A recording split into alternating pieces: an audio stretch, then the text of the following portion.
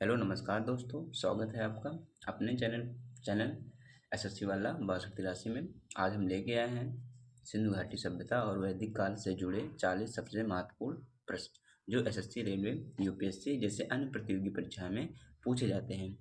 तो चलिए शुरू करते हैं बिना किसी देरी के साथ। पहला प्रश्न है, सिंधु घाटी की सभ्यता किसने की थी? तो सिंधु घाटी की सभ्यता दयाराम साहनी ने किया था। थोड़ा एक्सप्लेन समझ लेते हैं। भारत की सभी प्राचीन सभ्यता सिंधु घाटी सभ्यता की खोज 1921 में दयाराम साहनी ने की थी। उन्होंने हड़प्पा स्थल की खुदाई करवाई, जिससे इतिहास का नया एक अध्याय शुरू हुआ। चलते हैं अगले प्रश्न की तरफ। प्रश्न है, सिंधु घाटी की सभ्यता को और क्या कहा जाता है? देख लेते हैं इसको।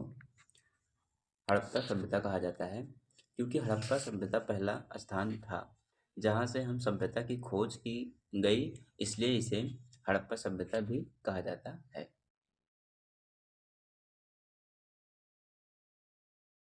देखिए आगे, मोहनजोदड़ो का अर्थ क्या है, इसको समझते हैं। मृतकों का टीला मोहनजोदड़ो की सिंधु घाटी का एक प्रमुख नगर था, जिसका अर्थ है मरे हुए लोगों का टीला। यहाँ कई कंकाल और मृत शरीर मिले थे। आगे चलते हैं। प्रश्न है, सिंधु घाटी के लोग किस प्रकार के घरों में रहते थे? देखते हैं। सिंधु घाटी के लोग पक्की ईंटों से बने मकानों में रहते थे। उस समय के लोग पक्की ईंटों से मकान बनाते थे और उनके घर 2 मंजिला होते थे और उनमें नालियों की व्यवस्था थी। चलते हैं अगले प्रश्न की तरफ। देखते हैं, सिंधु घाटी के प्रमुख नगर कौन कौन से हैं? बहुत ही इंपॉर्टेंट क्वेश्चन है। देखते हैं। हड़प्पा, मोहनजोदड़ो, लोथल, कालीबंगा, राखी गढ़ी। ये शहर सिंधु घाटी की उन्नत संस्कृति और नियोजित नगर व्यवस्था को दर्शाते हैं।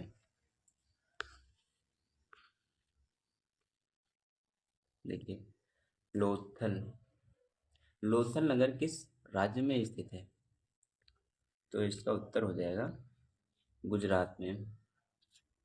तो लोथल गुजरात में स्थित है और यह सिंधु सभ्यता का प्रमुख बंदरगाह नगर था।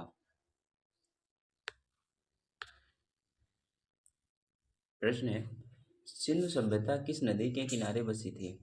बहुत ही इंपॉर्टेंट क्वेश्चन है। सिंधु नदी इस सभ्यता का नाम है सिंधु नदी के कारण पड़ा था, जो पाकिस्तान से होकर बहती है।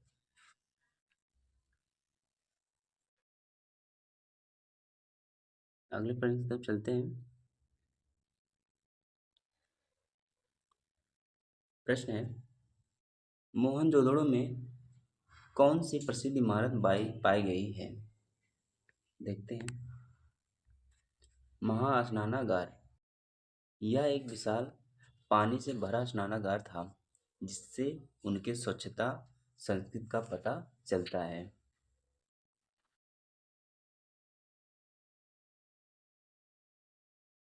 प्रश्न है, सिंधु सभ्यता के लोग किस लीफ का प्रयोग करते थे? बहुत ही इंपॉर्टेंट क्वेश्चन है। देखते हैं इसको। चित्रलीप का प्रयोग करते थे। इन्होंने अपनी बात चित्रों के माध्यम से लिखी, लेकिन यह लिपि आज तक पढ़ी नहीं जा सकी।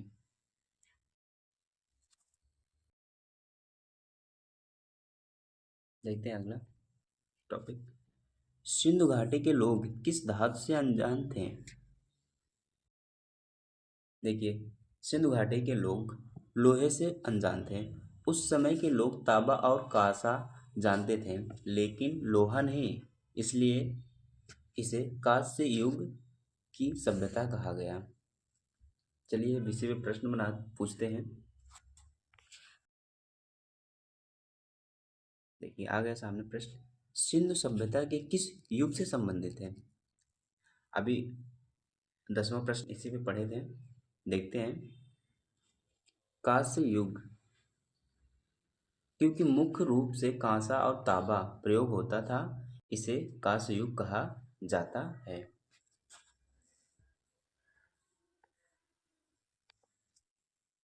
प्रश्न है, सिंधु घाटी के लोग मुख्यतः क्या करते थे?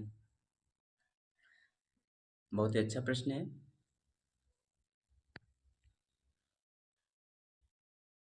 देखते हैं, कृषि और व्यापार, वे लोग अनाज उगाते और व्यापारिक जहाजों से दूसरे देशों से व्यापार करते थे।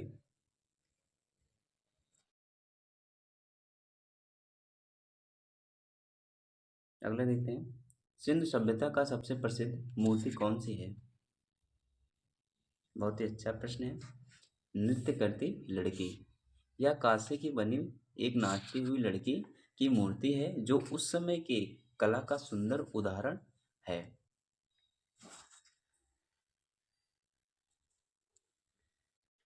सिंधु घाटी के लोग किस तरह के धर्म को का पालन करते हैं? प्रश्न है, उत्तर है प्राकृतिक पूजक, वे सूर्य, जल, वृक्ष, पशु जैसे प्राकृतिक चीजों की पूजा करते थे।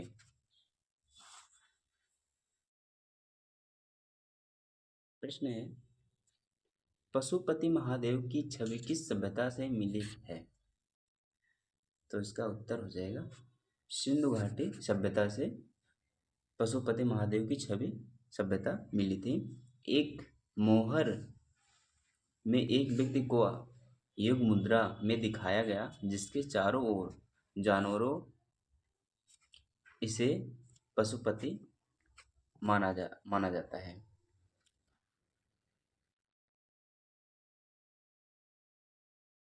देखिए प्रश्न है, सिंधु सभ्यता के लोग किस वस्त्र का प्रयोग करते थे?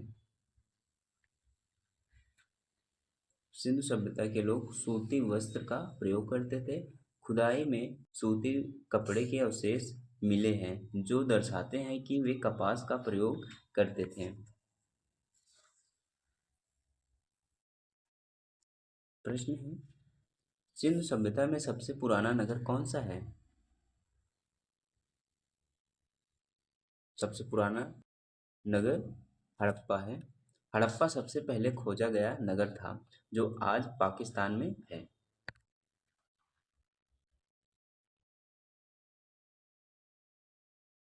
सिंधु घाटी की सभ्यता की लिपि को क्या कहा जाता है? प्रश्न, उत्तर है अविचारित चित्रलिपि। अब तक कोई भी इसे पूरी तरह नहीं पढ़ पाया, इसलिए अब इसे अविचारित कहा गया है। आगे पढ़ते हैं, सिंधु सभ्यता का प्रयोग बंदरगाह नगर कौन सा था?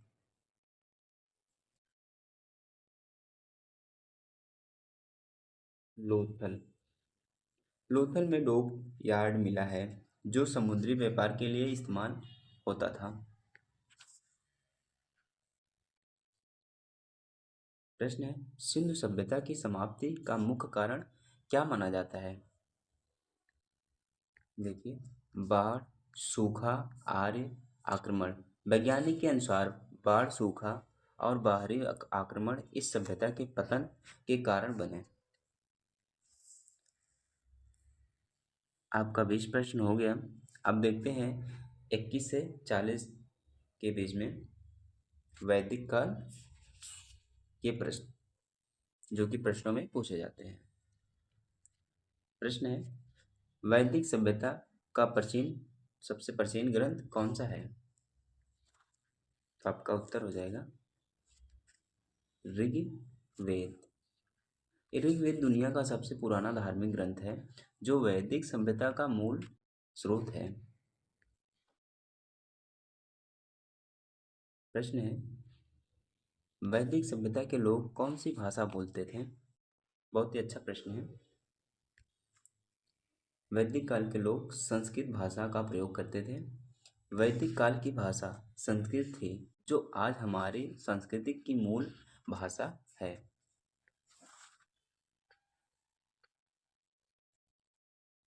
प्रश्न है, वैदिक काल को कितने भागों में बांटा गया?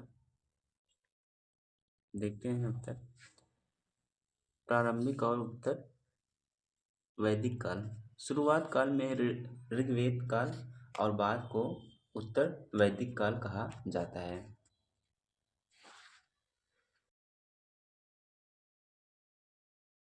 प्रश्न है, वैदिक युग के प्रमुख देवता कौन थे? बहुत ही अच्छा प्रश्न है। इंद्र, अग्नि, वरुण।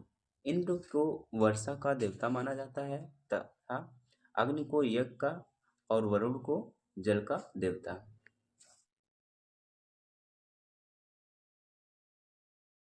देखते हैं। प्रश्न है, वैदिक समाज किस व्यवस्था पर आधारित था?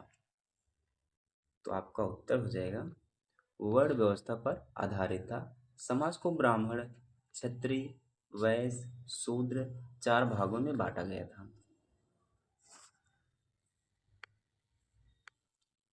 देखिए ऋग्वेद में कुल कितने सूक्त हैं?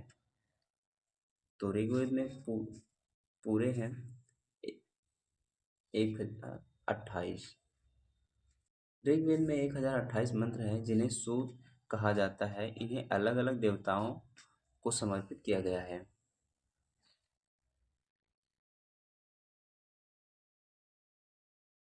देखिए वैदिक काल में शिक्षा कहाँ दी जाती थी? देखिए वैदिक काल में शिक्षा उसमें गुरुकुल में दिया जाता था। शिक्षा गुरु के आश्रम में दी जाती थी और जहाँ विद्यार्थी रहकर पढ़ाई करते थे।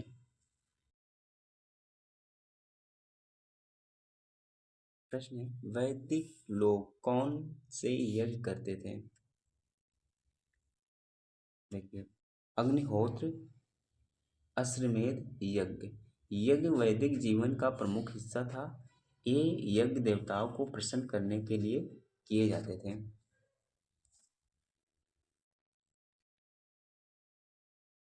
प्रश्न है, वैदिक काल में महिलाएं शिक्षा लेती थी क्या? तो उत्तर हो जाएगा वैदिक काल में महिलाएं शिक्षा लेती थी। हाँ, प्रारंभिक काल में स्त्रियों को भी शिक्षा का अधिकार था। गार्गी और अपाला जैसे उदाहरण प्रसिद्ध हैं।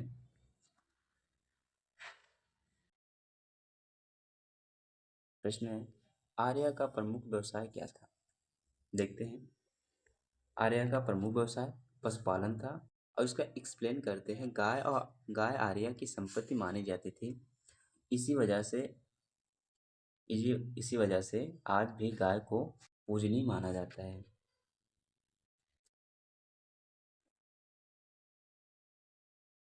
प्रश्न है, वैदिक काल में सभा और समिति का क्या अर्थ था?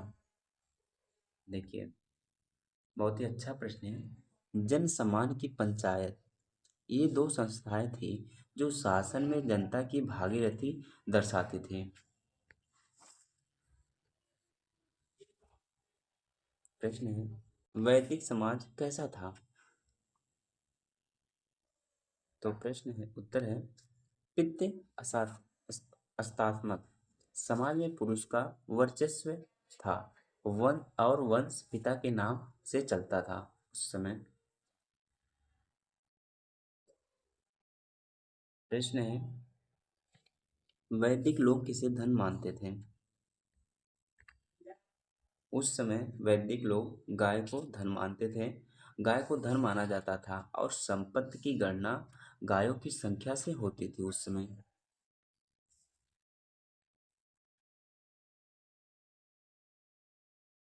प्रश्न है, किस ग्रंथ में यज्ञों की सबसे अधिक जानकारी मिलती है? सबसे अधिक जानकारी ऋग्वेद में यजुर्वेद में मिलती है। यजुर्वेद यज्ञ से संबंधित मंत्र और विधियों का संग्रह है। अगला प्रश्न देखते हैं।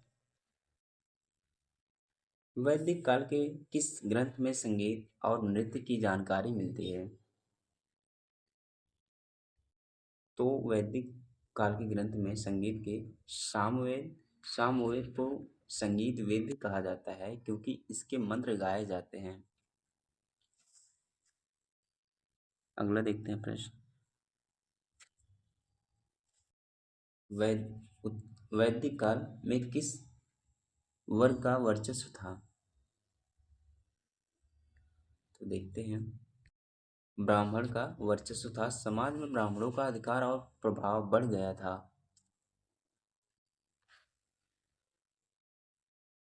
प्रश्न है, वैदिक काल में विवाह को क्या कहा जाता था? तो वैदिक काल को विवाह संस्कार कहा जाता था। विवाह को जीवन का एक महत्वपूर्ण संस्कार माना गया था।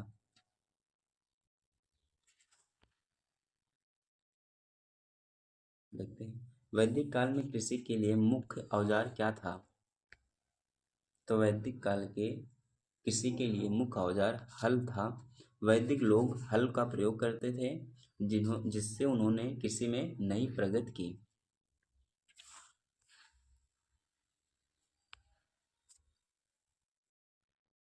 वैदिक काल में राजा कैसे बनता था? तो देखते हैं, वैदिक काल में राजा जनसभा के माध्यम से चयन किए जाते थे। राजा का चुनाव जनसभा के सुझाव से होता था। यह लोकतांत्रिक प्रणाली की झलक है। अब चलते हैं लास्ट प्रश्न की तरफ। वैदिक काल में सबसे प्रसिद्ध स्त्री कौन थी? तो वैदिक काल में सबसे प्रसिद्ध स्त्री गार्गी थी। गार्गी एक महान विदुषी थी, जिन्होंने याज्ञवल्क्य के जैसे विद्वान से शास्त्र किया। तो दोस्तों, ये थे सिंधु घाटी और वैदिक काल से जुड़े 40 बेहद ज़रूरी प्रश्न। अगर आपको ये वीडियो पसंद आया हो तो लाइक, शेयर और एसएससी वाला 6283 को सब्सक्राइब ज़रूर करिए। Thank you. धन्यवाद।